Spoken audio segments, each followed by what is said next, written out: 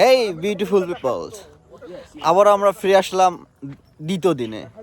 আজকে আমাদের সফরের দ্বিতীয় দিন। তো হচ্ছে যে দেব, সমস্যা নেই, সবাইকে সময় দেব।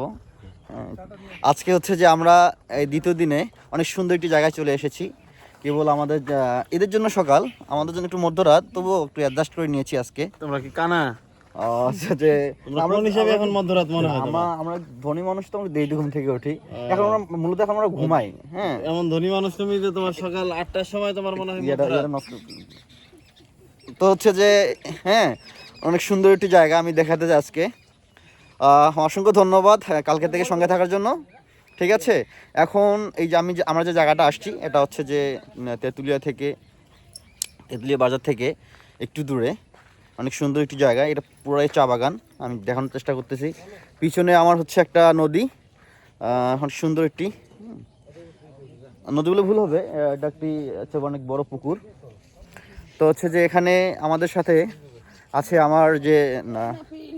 আমাদের যে সদস্যগুলো, সবার সাথে আমি পরিচয় করাই দেবো।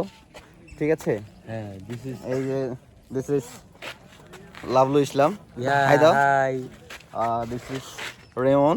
মানুষ এমনিতে আমাকে দেশের মানুষ চেনে। আচ্ছা, দেশের মানুষ চেনে না তোমার চেহারাটা কালো হয়ে গেছে তো দেখতে পাচ্ছে না।